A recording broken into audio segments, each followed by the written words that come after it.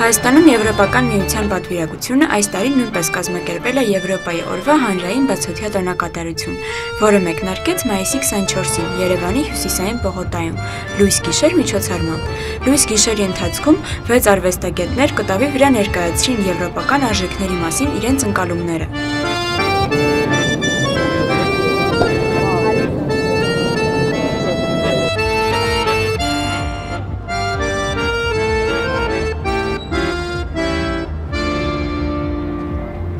Այսօր ես կխուսափեմ շատ պաշտոնական լինելուց, չնայած մենք նշում ենք Շումանի հռչակագրի 63-րդ տարեդարձը։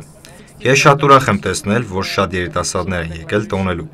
եւ եթե նրանք հնարավորություն ստանան ազատ արտահայտվելու արվեստի եւ նկարչության միջոցով, գույների եւ գաղափարների հետ խաղալով, նրանք հեշտությամբ կարողանան գտնել հրաշալի մտահղացումներ ապագայի համար, գտնել արդյունավետ լուծումներ հասարակությունում առկա խնդիրների լուծման համար եւ կփորձեն իրականացնել իրենց նպատակները, լինեն ազատ իրենց մտքերում եւ իրենց գործողություններում։ Ուրեմն ես ունեմ տարբեր քաղաքների ուրբանիստական պատկերներ, որից պատրաստում եմ ամեն մեկի վրա նկարել մի բան։ Հիմնական գաղափարը նկարում եմ աղջիկը, որ մտածում է սիրո մասին, որի հանդիպել է եկել է Հայաստան ու մի ժամով կամ երկու ժամով մեկումը հանդիպել է օրինակ ուրիշ երկրում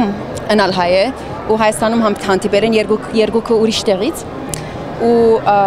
եւ հիմա դա ամեն տարի հանդիպում եմ Եվրոպայի մեկ քաղաքում եւ մեկ շաբաթ իրար հետ անցկացնում են so հիմա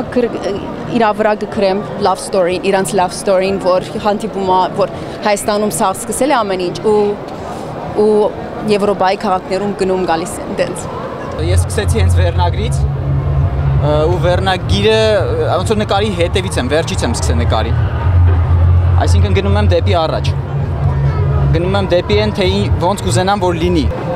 Հիմնական process-ը